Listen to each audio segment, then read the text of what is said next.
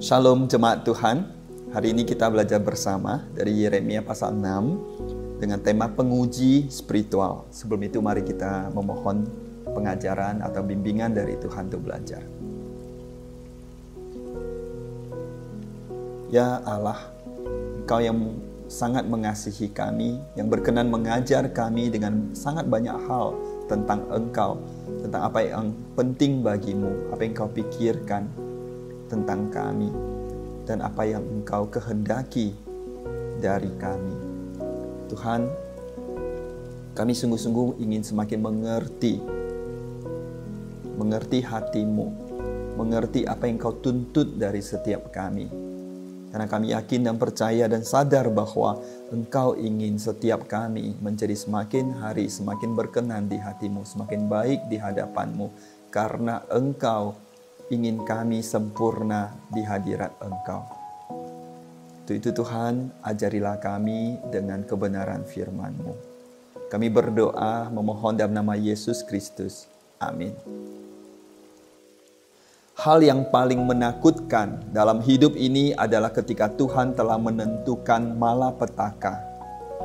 Atau malapetaka telah mengintai. Ayat 1 dari Yeremia 6.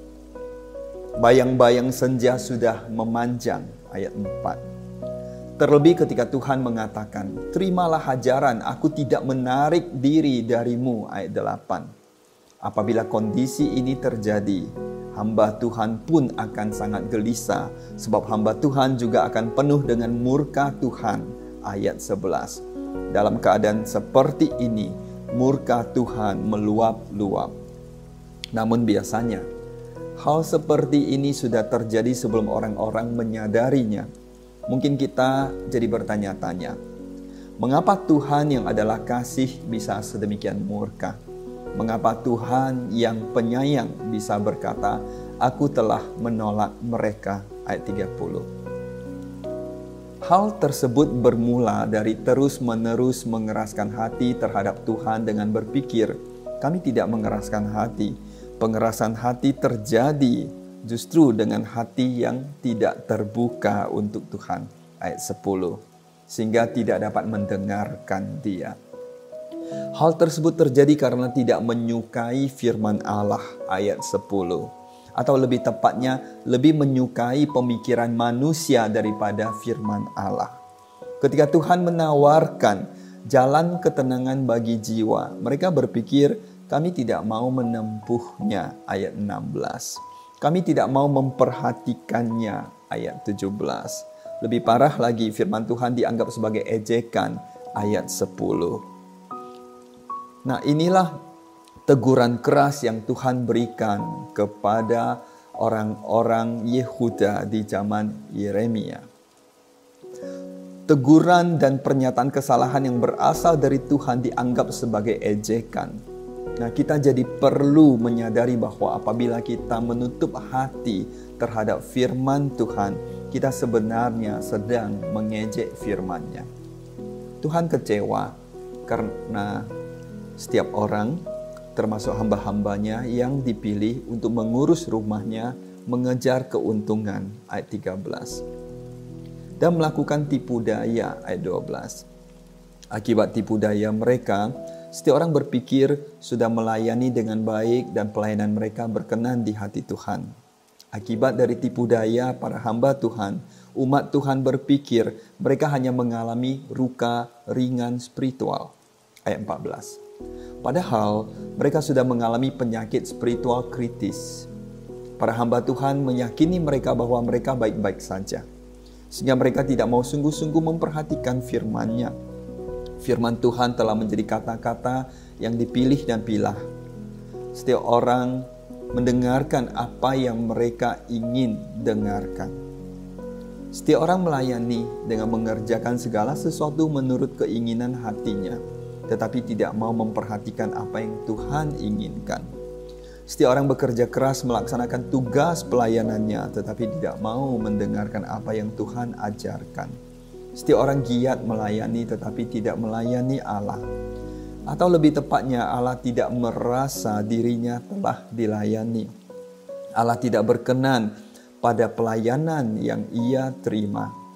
Setiap orang memberikan yang terbaik untuk Tuhan, bahkan persembahan mereka pun diimpor dari Sheba ayat 20. Mereka memberikan effort yang sangat besar untuk pelayanan. Namun Tuhan berkata, "Aku tidak berkenan. Pemberian mereka tidak menyenangkan aku." Ayat 20. Sangat sedih bukan jika Tuhan berkata dia tidak berkenan atau pelayanan kita tidak menyenangkan Dia. Yeremia 6 diakhiri dengan Tuhan menetapkan Yeremia sebagai penguji. Ayat 27. Hamba-hamba Tuhan harus dapat menjadi penguji spiritual. Namun dirinya sendiri juga harus tahan uji. Ketaatan dan kesetiaan kita diuji olehnya. Penguji spiritual harus menguji hati setiap pelayan. Penguji spiritual harus menguji apakah orang-orang sungguh-sungguh memperhatikan Tuhan atau melayani Tuhan dengan hati yang benar, atau orang-orang melayani dengan hati yang benar akhirnya menjadi sebuah slogan spiritual saja. Penguji spiritual harus menguji ketaatan setiap pelayan. Tanpa ketaatan, pelayanan adalah hal yang kosong.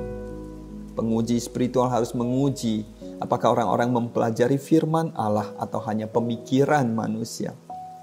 Di dalam firman Allah terdapat kuasa Allah, sedangkan di dalam pemikiran manusia hanya berisi kekosongan. Akhir kata, penguji spiritual harus dapat melihat sebagaimana Allah melihat. Apakah sesuatu berkenan dan menyenangkan hatinya, atau justru ditolaknya.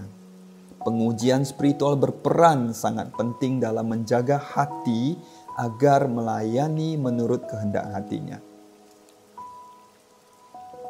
Saya sering mengatakan bahwa setiap orang bisa mendengarkan suara Allah, tetapi tidak setiap orang mau mendengarkan Dia.